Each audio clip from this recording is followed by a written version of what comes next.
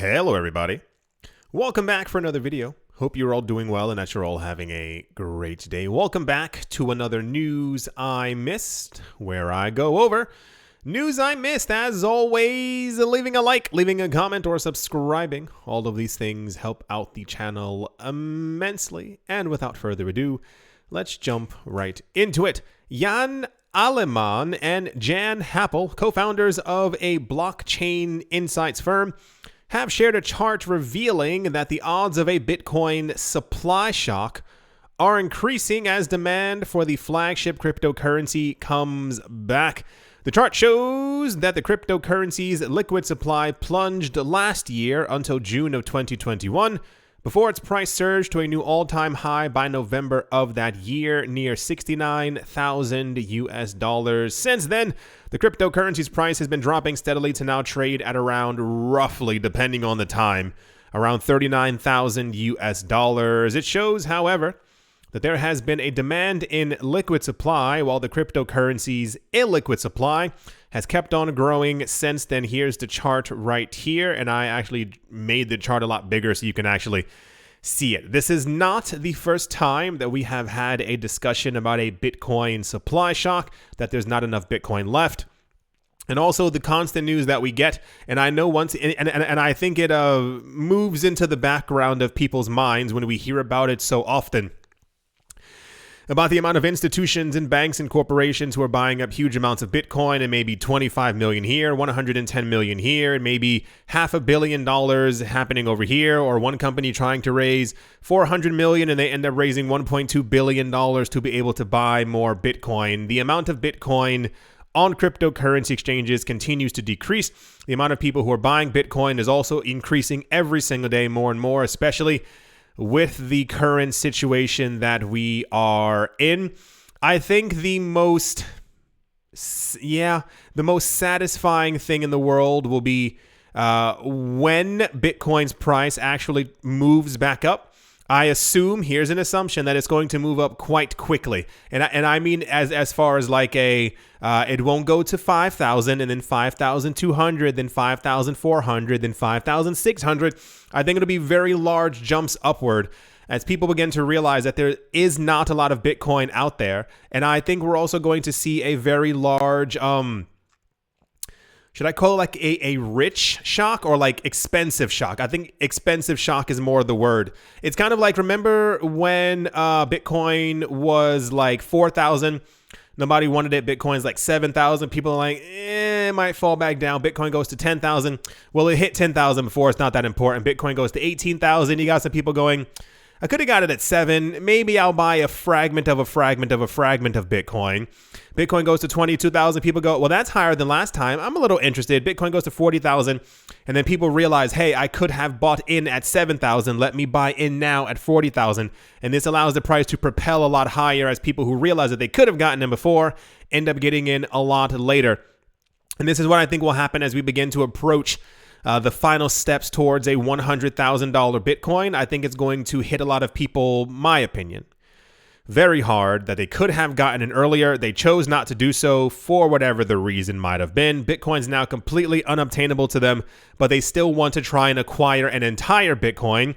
Once again, no longer possible for every millionaire on the planet. It is no longer possible for every millionaire on the planet to have an entire Bitcoin. If that does not shake you to your digital core, I do not know what else will, especially as we have news that there are companies who are buying around 900 every single day, multiple companies. So yeah, supply shock is definitely coming. It's just a matter of time when, but nobody really knows when Bitcoin's price is going to go back to where it previously was, because the world is nonsensical. Anyway, that's the Bitcoin supply shock news from Glassnode. And yeah, let's move on. Also in news, California-based energy drink company Monster Energy has filed 4 pending trademark applications linked to NFTs and metaverse worlds, according to recent filings with the U.S. Patent and Trademark Office. The first trademark application covers downloadable virtual items such as beverages, food, supplements, sports, gaming, music, and fashion, among other things. Such downloadable multimedia elements will be authenticated by NFTs according to the application. Computer programs that facilitate blockchain data interactions are also integrated into the application. The second file includes NFT authenticated retail store and online retail store services. Sorry for laughing, but it's a thing you sip. So NFTing it doesn't really make a lot of sense, but I can see like merch and stuff like that. I don't know how many people are wearing like a Monster Energy shirt. I have a feeling like mathematically there has to be one person, or like if you're not wearing it, it's like on the chair behind you or like laying on the bed somewhere. There's at least one. Hello out there, Monster person, as well as an online marketplace for virtual goods, buyers and sellers. The third filing, however, is about entertainment services. And the fourth one is delivering an online platform that uses blockchain technology. So, is this necessary? No. Is it going to be a thing? Yes. Will eventually every single company... I believe it'll be in the same exact way that every company has a website. Every company is simply going to have merchandise or wearables in digital fashion. Will they all take off and be super popular? No. But will they still be there? Yes. I just think that is kind of the trend of where everything is going. So... yeah, Monster Energy is planning on entering the metaverse, and will they have a Monster Energy world? Will you be able to sit in a beanbag chair that's not really beans, but it looks like it's made of liquid, even though they call it a... I'm going to shut up. All right, that's the Monster Energy is making moves into the metaverse and NFT space news. And yeah, let's move on. Also, when this was actually super popular, and I don't get it, Roger Bartlett, a Goldman Sachs executive, announced his departure from the investment bank in a LinkedIn post to join Coinbase Global. Is LinkedIn the new Facebook or like Twitter or something that he had to... Okay. Bartlett will serve as the global head of operations for the major U.S. cryptocurrency exchange. The former Goldman Sachs executive is the latest high-ranking veteran to bid adios to Wall Street in favor of blockchain and crypto. After being the global co-chief of operations for global markets at Goldman, Bartlett will be working alongside 4 Coinbase executives. That's a lot of names. I'm not reading all that stuff. He said, the moment has come to embrace the crypto economy. The time has come for me to pursue my love of enabling the next generation crypto economy. I'm pretty sure it's just about money. I mean, he may love crypto. I'm going to assume if you leave Goldman Sachs in an executive position, you probably aren't making less pay than you did at Goldman Sachs because, logic. We get a lot of news. This has been happening for years and years and years. This isn't anything new per se. I think it's because the name Goldman Sachs is tied to him moving to Coinbase, but we've seen this multiple times before. Whenever you hear me say that all these bankers or all these people from Wall Street are now in the cryptocurrency spaces, of course, them buying up tons of it as well. But it's also they've moved directly into the cryptocurrency space. Binance has hired tons of them. Ripple has hired them. The board of Ripple has hired them. Name it. They're all kind of there. I think they kind of see the digital writings on the wall, how much money they could make. Even if a lot of these coins simply double, and I know that just sounds, odd because just doubling, but in the cryptocurrency space, going up by like 800% in 1 year is completely normal. So, imagine, getting $85 million and then simply being able to double that, or maybe like 8xing that. It's an enticing market to be in, to say the least. So, yeah, this was quite popular during the course of the week. Sure. Why not? I hope he likes his new desk wherever he's going to be working from. Alrighty. Those are 2 TVs who are holding up a sign that says hired. I don't get these photos anymore. Alrighty. Let's move on. Also in the news, Rakuten Group, or Rakuten, I have no idea how to say that. The Japanese electronics, commerce, and online retail company based in Tokyo has announced the launch of an NFT marketplace called Rakuten NFT. Logical. The announcement notes that new features will be added in the future, and a peer-to-peer service for minting and selling NFT content is planned to launch in 2023. During the last few years, the Japanese online retail giant Rakuten has been dipping its feet into the world of cryptocurrencies and blockchain solutions. In the summer of 2019, Rakuten launched a cryptocurrency exchange, and in the spring of 2021, Rakuten allowed customers to load crypto into Rakuten Pay accounts. Now the company is getting into the NFT game as Rakuten announced the launch of a new platform called Rakuten NFT. So I'm going to assume this is going to be not only an NFT thing, they're probably also going to be making their own metaverse. The idea now, and I don't necessarily care for the idea of like 9,000 metaverse eyes being out there. But the way that I kind of equated in my head is that we have tons of different websites. It's very easy to click from tab to tab to be able to switch to a different website.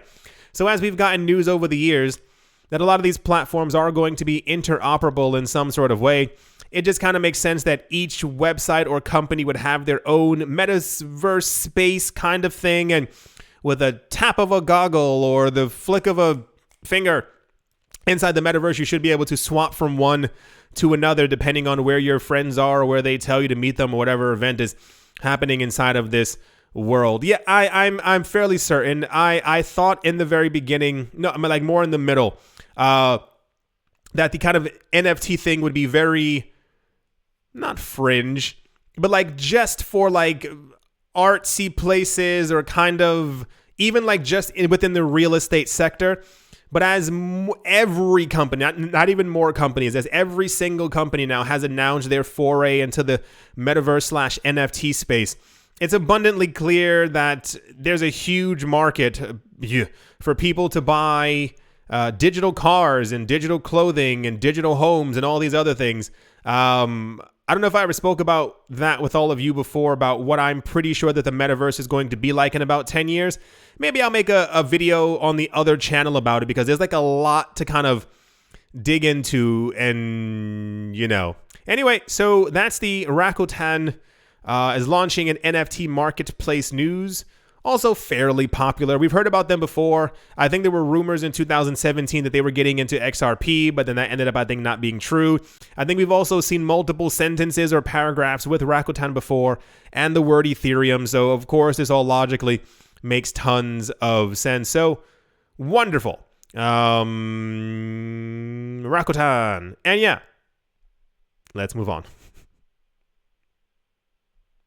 And to finish things off, I mean, this is literally what the news, I mean, besides the current world event, but the thing that's really going on right now is just like metaverse and NFT news. And here's an even crazier one because it's an entire country. South Korea's Ministry of ICT, Science and Future Planning has pledged $186 million equivalent to create a broad metaverse ecosystem to support the growth of digital content, and corporate growth within the country. The ministry wrote in an official statement on Sunday that funds will be spent on contemplating four main objectives in creating what appears to be an all-encompassing metaverse ecosystem entitled the Expanded Virtual World. A little dystopian. The government agency intends on using its metaverse as a platform for expanding the virtual industrial growth of cities, education, and media. I don't know what I feel like in like 10 years, I have a feeling it's going to be probably very common for people. Remember how like tons of people were going to school and probably still are digitally and like online in the last 2 years?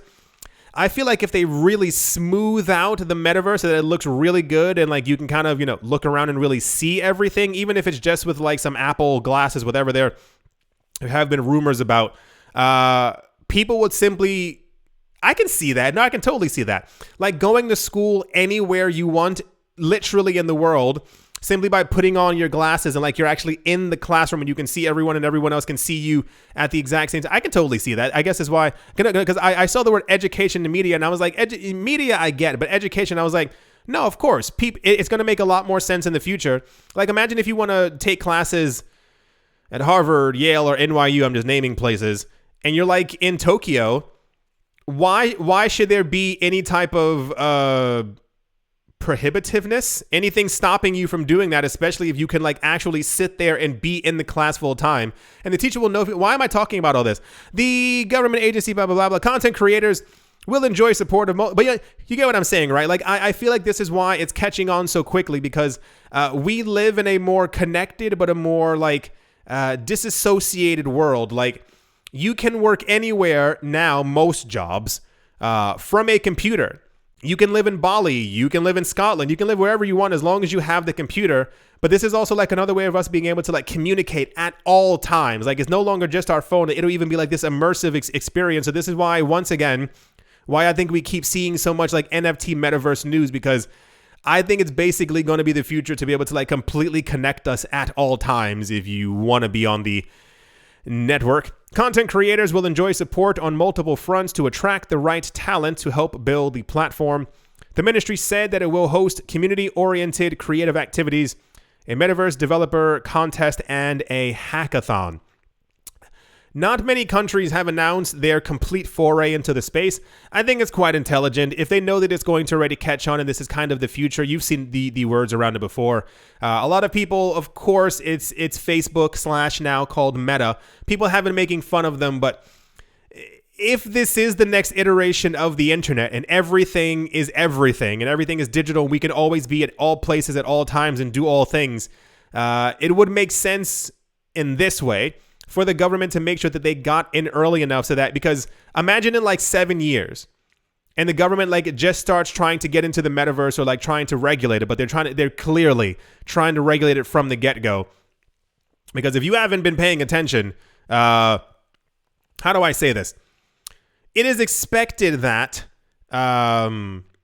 people will be able to do whatever they want in multiple metaverses, and I believe governments may have a hard time with that. You understand what I'm saying. Anyway, that's the South Korea is literally investing in a national metaverse project. That's completely insane. Here's the press release. I do not read Korean, but I'm sure someone out there does. And here's the actual information of the plan. Very crazy. We are living in very interesting times. The expansion of the internet, the expansion of digital currencies, the expansion of all these things. When I was younger, I didn't even think of a virtual world being like an actual thing, but now we have governments throwing hundreds of millions of dollars at it. Crazy. Yeah. I do hope that Ethereum always has so many more transactions. It's really crazy. I do hope that you've all enjoyed. I do hope that you all are having a great day. Oh, only 2 people. A great morning. Wow, that's a full bus. A great day, great afternoon, great evening, wherever you are, wherever you might be. I hope it's absolutely fantastic. Thank you all once again for watching, listening, supporting, and just being here. And I will most certainly be talking to you all soon. See you.